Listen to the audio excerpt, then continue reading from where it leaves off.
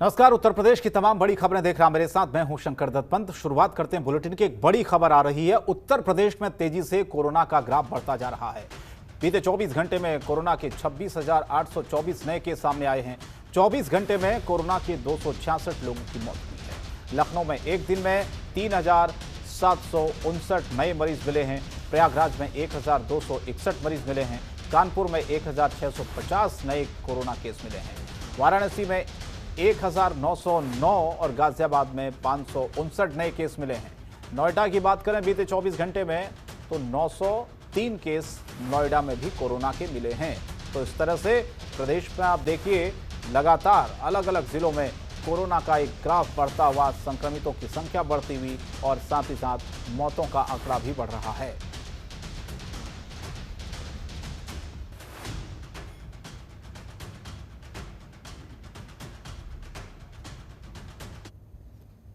चलिए एक और बड़ी खबर आपको बता दें। नोएडा से खबर है जहां पर आज खुलने वाले ऑक्सीजन बैंक पर डीएम ने रोक लगा दी है। आज ऑक्सीजन बैंक खुलना था लेकिन फिलहाल इस पर रोक लगा दी है। एमएसएमई इंडस्ट्रियल एसोसिएशन इस बैंक का आयोजन कर रहा था लेकिन गौतम बुद्ध नगर के डीएम ने ऑक्सीजन वितरण पर रोक लगाई है। परमिशन न होने पर लोगों के सिलेंडर वापस लौटा दिए गए हैं।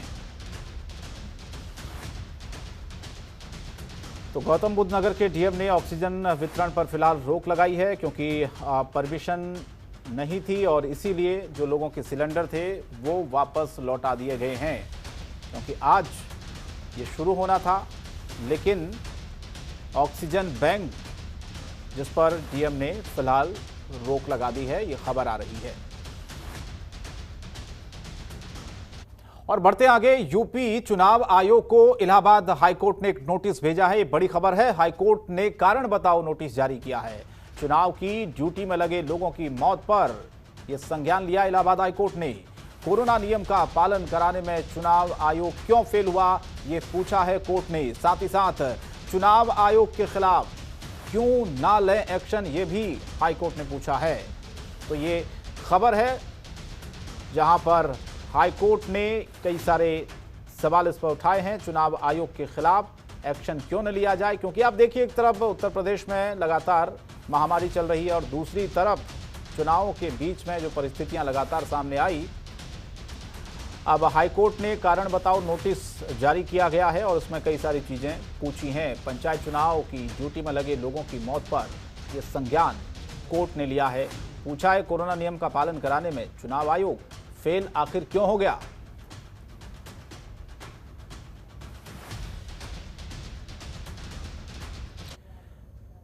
आगे बढ़ते हैं, कुछ और खबरें आपको दिखाते हैं। कोरोना संक्रमण के इस दौर में मरीजों को ऑक्सीजन की किल्लत से बचाने की यूपी सरकार लगातार व्यवस्था कर रही है।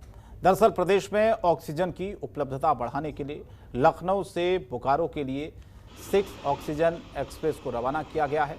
जो बोकारो से ऑक्सीजन लखनऊ पहुंचेगी। बोकारो स्टील प्लांट पूरे देश में ऑक्सीजन की कमी को लेकर हो रही अफरा तफरी को कम करने में लगा हुआ है।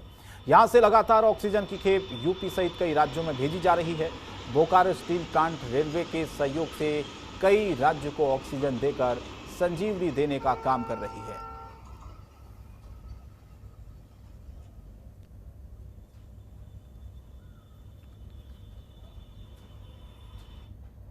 और यूपी के मुख्यमंत्री योगी आदित्यनाथ ने कहा कि कोविड की इस विभीषिका के बीच राज्य सरकार प्रत्येक नागरिक की भरण पोषण की समुचित व्यवस्था के लिए संकल्पित है। राज्य सरकार पीडीएस के अंतर्गत पात्र गृहस्थी और अंत्योदय कार्ड धारक को मई और जून माह में निःशुल्क राशन देगी। इसमें ई पॉश मशीनों से नेशनल राशन पोर्टेबिलिटी की सुविधा के साथ साथ ज्यादा से ज्यादा लोगों को इसका लाभ दिया जा सकेगा।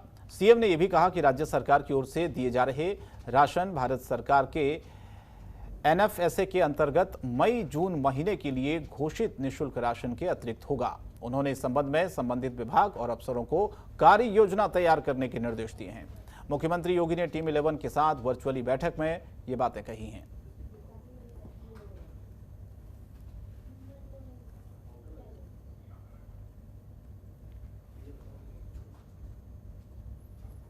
और यूपी के अपर मुख्य सचिव स्वास्थ्य अमित मोहन प्रसाद ने प्रदेश में कोरोना महामारी से बचाव के बारे में जानकारी दी। क्या कहा उन्होंने, सुनाते हैं आपको। प्रदेश की स्थिति इस प्रकार है। विगत 24 घंटों में संक्रमण के 29,824 नए प्रकरण सामने आए हैं। इसी अवधि में उपचारित होकर डिस्चार्ज होने वालों की संख्या 35,903 है। इस प्रकार जो नए केसेस आए उससे ज्यादा लोग आज डिस्चार्ज में हैं। करीब करीब 6,000 लोग ज्यादा डिस्चार्ज किए गए हैं। अब तक कुल मिलाकर 8,70,864 लोग संक्रमण के पश्चात स्वस्थ हो चुके हैं और डिस्चार्ज किए जा चुके हैं। कल 24 घंटे में पोर्टल पर 266 मृत्यु रिकॉर्ड की गई है। कोविड संक्रमित मरीजों में से 266 लोगों की मृत्यु हुई है। और वहीं अपर मुख्य सचिव सूचना नवनीत सहगल ने सीएम की बैठक के बारे में लिए गए फैसले और आदेशों के बारे में जानकारी दी। सुनाते हैं आपको क्या कहा नवनीत सहगल ने। संगठनों द्वारा भी प्रदेश में ऑक्सीजन के बड़े प्लांट लगाने के प्रस्ताव दिए गए हैं, जिनका अनुश्रवण किया जा रहा है और ये प्रयास किया जाएगा कि जल्दी से जल्दी इनमें उत्पादन की प्रक्रिया शुरू हो।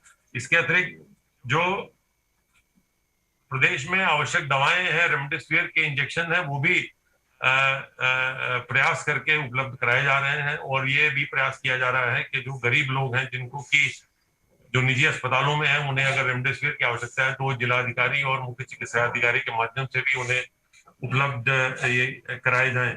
जैसा कि अभी बताया, कल प्रदेश में लगभग 600 मीट्रिक टन ऑक्सीजन की सप्लाई की गई है, जो कि सामान्यतः जो ऑक्सीजन सप्लाई प्रदेश में होती थी उसके कई गुना अधिक है।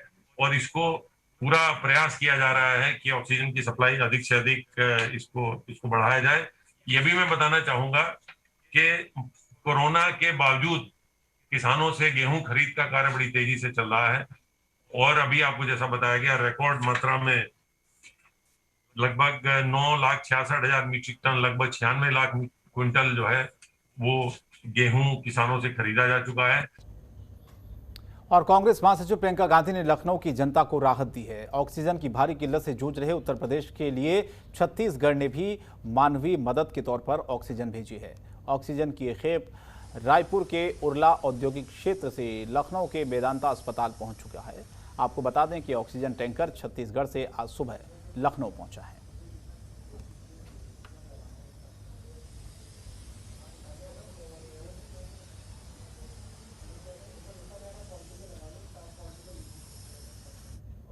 ऑल इंडिया शिया मुस्लिम पर्सनल लॉ बोर्ड के प्रवक्ता मौलाना यासूब अब्बास ने 19वें और 21वें रमजान को लेकर यूपी के सीएम योगी आदित्यनाथ को पत्र लिखा है। यासूब ने पत्र लिखकर शिया समुदाय को जुलूस निकाले जाने की मांग की है। आपको बता दें कि यूपी में हो रहे पंचायत चुनाव का हवाला देते हुए यासूब ने कहा कि राज्य में पंचायत चुनाव कोरोना गाइडलाइन के मुताबिक हो रहे हैं, तो सरकार इन दोनों रमजान में कोरोना गाइडलाइन का पालन कर जुलूस निकालने की अनुमति क्यों नहीं दे सकती है। यासूब अब्बास ने साथ ही मुस्लिम धर्मगुरुओं से अपील भी की है, सभी लोग अपने जिले में रमजान के जुलूस को लेकर जिले के जिलाधिकारी और एसपी को पत्र लिखें। उन्होंने ये मांग की है कि मांग करें कि कोरोना गाइडलाइन का पालन करते हुए रमजान के जुलूसों की अनुमति दी जाए।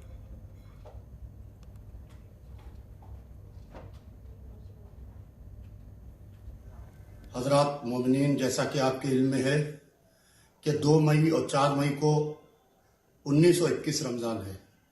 मौलाए कायनात हज़रत अली अलैहिस्सलाम की शहादत के दिन शुरू हो रहे हैं और अभी तक के हुकूमत ने कोई सुध नहीं ली है।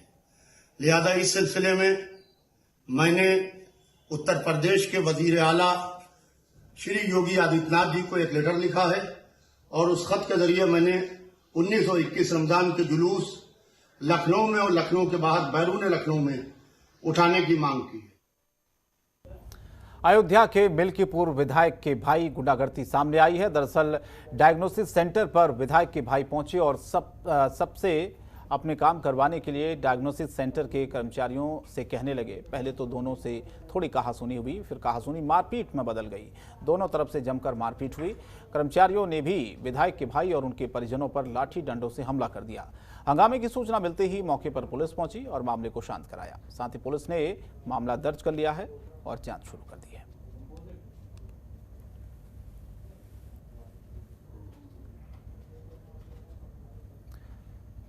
और आगरा के सीएससी केंद्र पर मतगणना एजेंट बनने को लेकर लोगों की भीड़ लग गई। इसी दौरान लोगों ने जमकर सोशल डिस्टेंसिंग की, खूब धज्जियां उड़ाई। किसी ने भी आपस में सामाजिक दूरी का पालन नहीं किया।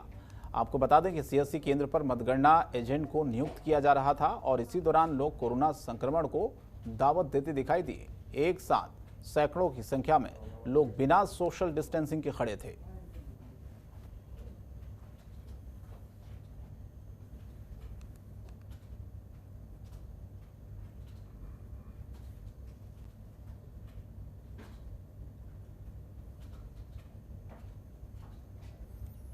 और ऑक्सीजन की कमी से जिले में हाहाकार मचा हुआ है। कई मौतें ऑक्सीजन की कमी के कारण हो चुकी हैं। अगर कालाबाजारी करने वाले अपनी हरकतों से बाज नहीं आ रहे हैं।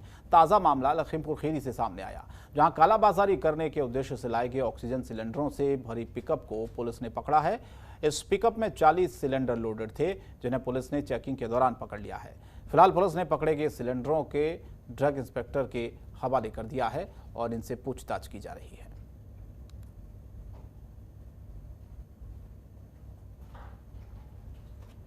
और बुलंदशहर के डीएम ने एसएसएमजी अस्पताल के डॉक्टर के खिलाफ कार्रवाई की है। दरअसल डीएम ने डॉक्टर पर एफआईआर दर्ज कराई है। कोरोना महामारी के दौरान ड्यूटी में लापरवाही बरतने वाले डॉक्टर अनुराग यादव के खिलाफ नगर कोतवाली में केस दर्ज कराया गया है। डीएम ने अस्पताल का औचक निरीक्षण किया था, जिसके बाद इलाज में लापरवाही बरतने वाले डॉक्टर पर कार्रवाई की गई है।